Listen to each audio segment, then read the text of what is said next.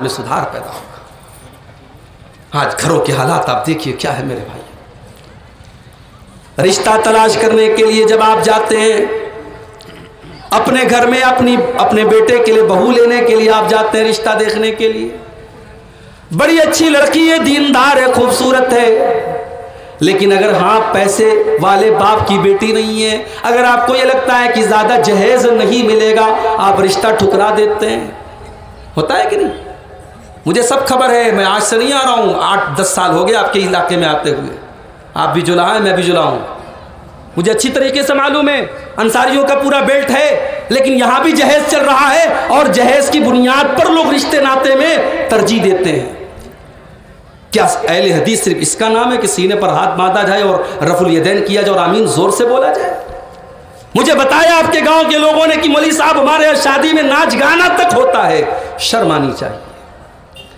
اللہ کے نبی فرماتے ہیں میری امت پر ایک ایسا زمانہ آئے گا، خسف و قذف و مسخ، آسمان سے پتھروں کی بارش کی جائے گی، زمین میں لوگوں کو دھسا دیا جائے گا اور لوگوں کے چہرے سور اور بندر کے جیسے کر دیے جائیں گے۔ صحابہ نے پوچھا اے اللہ کے نبی وہ دور کب آئے گا؟ آپ نے فرمایا اذا ظہرت القینات والمعازف، جب ناچ گانے کی چیزیں تمہارے گھروں میں آ جائیں گی، اور ایک حدیث میں جب تمہارے سر کے اوپر آ جائیں گی۔ آج ہمارا نوجوان ایئر فون اور ہیڈ فون لگا کر کے گانا سن رہا ہے، مجھے لگتا ہے کہ اللہ کے نبی نے ایئر فون اور ہیڈ فون کو سامنے رکھ کر کے یہ بات کہی کہ سروں کے اوپر ناچنے گانے والیاں آ جائیں گی۔ نکاح کا موقع یہ کوئی ایسا موقع نہیں ہوتا میرے بھائی جس میں آپ آزاد ہو جائیں۔ نکاح ایک انسان کی زندگی کا بڑا اہم دن ہے، اس دن کو تم یہ حرام کام، یہ ناجائز کام، یہ ناچ گانا، یہ تمام چیزیں کر کے اس دن کو بیکار مت کرو۔ یہ تمہاری زندگی کا برکت والا دن ہونا چاہیے، اس دن صحیح کام کرو اور سنت کے مطابق نکاح کرو، پھر دیکھو گھروں میں کیسے برکت آتی ہے۔ آج کیوں نہیں ہے گھر میں برکت؟ کیونکہ نکاح کے دن آپ نے مولوی صاحب سے نکاح پڑھوایا، بس یہی ایک کام سنت کے مطابق ہو رہا ہے، باقی سارا سنت کے خلاف ہو رہا ہے۔ رشتہ دیکھنے جا رہی ہے، دولت کو ترجیح دے رہی ہے۔ رشتہ دیکھنے گئی، لڑکی بہت اچھی ہے، پڑھی لکھی ہے، دیندار ہے، گھر آ کے کہتی ہے لڑکیاں تو بہت اچھی رہی، بس تھوڑا ہائٹ کم تھی، اس کی ہائٹ کم تھی، تھوڑا قد کم تھا۔ اللہ تعالیٰ کو جا کے مشورہ دے دو نا، کیوں نہیں اللہ تعالیٰ نے ہائٹ بڑھا دیا اس کی؟ ان کا بس چلے تو یہ بچے کی پیدائش کے ٹائم اللہ کو رائے دے دیں کہ اس کا کلر تھوڑا اور گورا کر دینا چاہیے تھا، اس کو تھوڑا اور لمبا کر دینا چاہیے تھا۔ میرے بھائیوں، میری ماں اور بہنوں، یہ چیزیں انسان کے کنٹرول میں نہیں ہوتی۔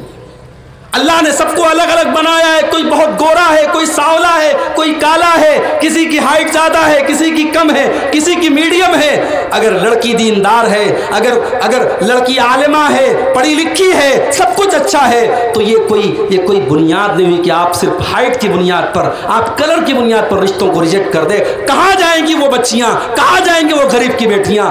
آج ہم نے جب رشتوں میں ان تمام چیزوں کو ترجیح دینا شروع کیا، نتیجہ یہ نکلا کہ ہمارے گھروں سے برکت ختم ہو گئی۔ اللہ کے پیارے نبی فرماتے تنکح المرأۃ لاربعین، جب عورت کی شادی ہوتی ہے تو 4 چیزیں عام طور سے عورت کے اندر دیکھی جاتی ہیں۔ لمالہا، مال دیکھا جاتا ہے، ولجمالہا، خوبصورتی دیکھی جاتی ہے، ولحسبہا، خاندان دیکھا جاتا ہے، ولدینہا، دینداری دیکھی جاتی ہے۔ علماء کہتے ہیں عیسائی لوگ خوبصورتی دیکھا کرتے تھے، یہودی لوگ مال دیکھا کرتے تھے، عرب کے اندر خاندان دیکھا جاتا تھا، مگر اسلام کے آنے کے بعد اسلام نے کہا کہ دینداری دیکھا کرو، دینداری دیکھو۔ ارے دیندار عورت گھر میں آئے گی تو دیندار عورت کا مقام یہ ہوتا ہے کہ وہ صفا اور مروہ کے درمیان اگر دوڑ جائے تو اللہ کو حاجرہ کا دوڑنا اتنا پسند آ گیا کہ قیامت تک کے حج اور عمرہ کرنے والوں کو آرڈر دے دیا گیا کہ جب تک تم صفا اور مروہ کے درمیان چکر نہیں لگا لو گے تمہارا حج نہیں، تمہارا عمرہ نہیں۔ دیندار عورت کا یہ مقام ہے میرے بھائی۔ دیندار عورت اگر آپ کے گھر میں آ جائے گی، آپ کے گھر کو جنت بنا دے گی۔ اللہ کے نبی فرماتے ہیں دنیا کلھا متاع وخیر متاع الدنیا المرأۃ الصالحہ، دنیا کی سب سے قیمتی دولت نیک عورت ہے، حضرت عمر فاروق نے اللہ کے پیارے نبی سے پوچھا، اے اللہ کے نبی، ہمیں کون سی چیز کو خزانہ بنانا چاہیے، کون سی چیز کو مال بنانا چاہیے؟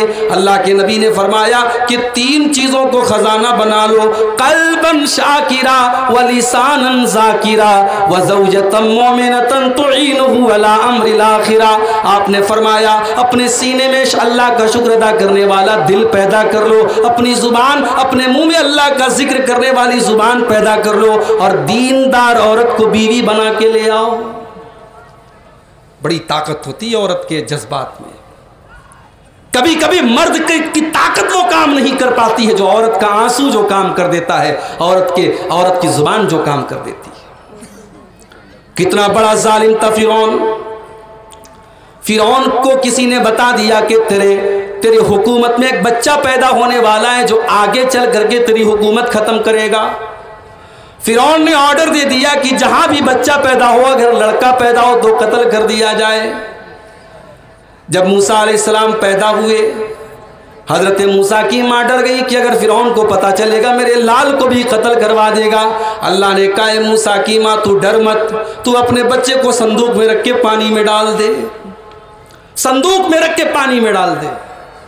پہلے اپنے بچے کو دودھ پلا اور دودھ پلا کے پانی میں ڈال دے۔ ہائے ہائے، ماں سے پوچھو ماں کا کلیجہ کیسا ہوتا ہے۔ ایک طرف فرعون کا ڈر ہے اور دوسری طرف اللہ تعالیٰ حکم دے رہا ہے کہ اے موسیٰ کی ماں تو پانی میں ڈال دے۔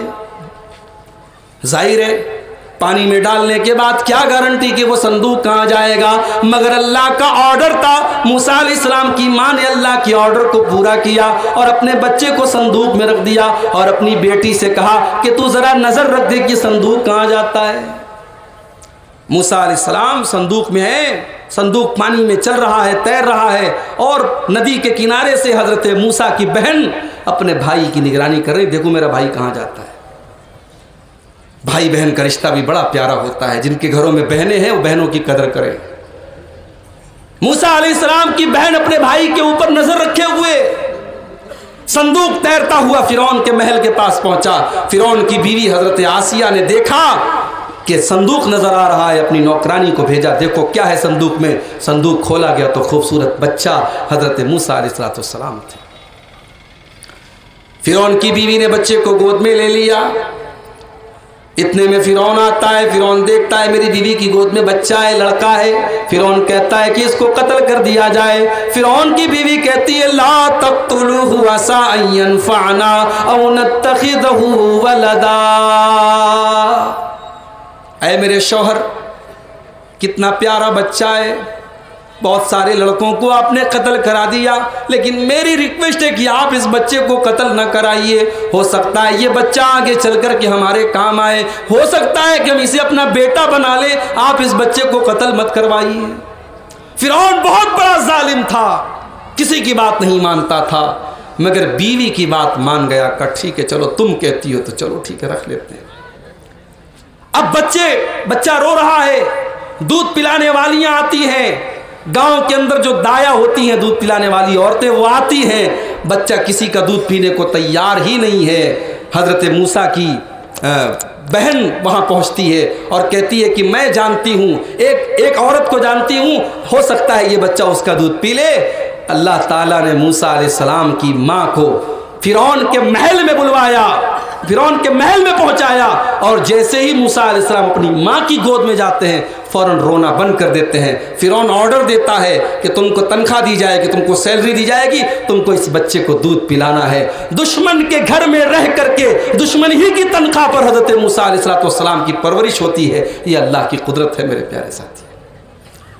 تو بیوی شوہر سے بہت کچھ بنوا سکتی ہے، اگر بیوی دیندار ہو شرابی شوہر کی شراب چھڑوا سکتی ہے، بیوی دیندار ہو بے نمازی شوہر کو نمازی بنا سکتی ہے، اور اگر بیوی بے دین ہو تو گھر کے ماحول کو خراب کر سکتی ہے۔ میرے پیارے ساتھیوں، رشتے ناتے میں دینداری کو ترجیح دو، پھر دیکھو آپ کے گھر میں کیسے برکت آتی ہے۔ آج گھروں کا سکون ختم ہو رہا ہے۔ بھئی میاں بیوی کا رشتہ سکون کا رشتہ ہے، اگر بیوی کو شوہر سے سکون نہیں مل رہا ہے، شوہر کو بیوی سے سکون نہیں مل رہا ہے، تو پھر شادی کا کیا مطلب ہے؟ اللہ نے قرآن میں اس رشتے کو سکون کا ذریعہ بنایا ہے۔ وَمِنْ آيَاتِهِ أَنْ خَلَقَ لَكُم مِّنْ أَنفُسِكُمْ أَزْوَاجًا، اللہ تعالیٰ کی بہت بڑی نشانی یہ بھی ہے اس نے تمہارے لیے تمہاری بیویوں کو بنایا لِتَسْكُنُوا إِلَيْهَا، تاکہ تم اپنی بیوی سے سکون حاصل کرو۔ بیوی سے سکون ملنا چاہیے شوہر کو۔ شوہر بیچارہ تھکا ہارا جب گھر میں آئے تو بیوی کو چاہیے شوہر کے آنے کے پہلے وہ تیار ہو، خوشبو لگائے، اچھے کپڑے پہنے، شوہر کا استقبال کرے، اپنی مسکراہٹ سے شوہر کے غم کو دور کرے۔ اگر بیوی شوہر کے لیے تیار نہیں ہوتی ہے، جلسے میں جانا ہے تو 1 گھنٹہ میک اپ کرتی ہے، شادی میں جانا ہے تو 2 گھنٹہ میک اپ کرتی ہے، کسی پارٹی میں کسی تقریب میں جانا ہے خود تیار ہوتی ہے، اور شوہر کے لیے کبھی تیار نہیں ہوتی ہے، تو ایسی بیوی کو یہ کہنے کا کوئی حق حاصل نہیں ہے کہ میرا شوہر میرے اوپر دھیان نہیں دیتا ہے۔ شوہر کو دھیان دینے کے لیے اگر بیوی چاہے تو اپنے محبت کے ذریعے شوہر کا دل جیت سکتی ہے۔ اسی لیے جب اللہ کے نبی سے پوچھا گیا اے اللہ کے نبی سب سے بہترین عورت کون سی ہوتی ہے، اللہ کے پیارے نبی نے فرمایا التی تسرہ اذا نظر وتطیعہ اذا امر، سب سے بہترین عورت وہ ہے کہ شوہر اگر کوئی حکم دے تو بیوی اس کو مانے اور شوہر کی اطاعت کرے، شوہر کا حکم مانے، اور شوہر کی اپنی عزت و آبرو کی اور شوہر کے مال کی حفاظت کرے۔ تو آج میرے پیارے ساتھیوں یہ جو زلزلے آئے ہیں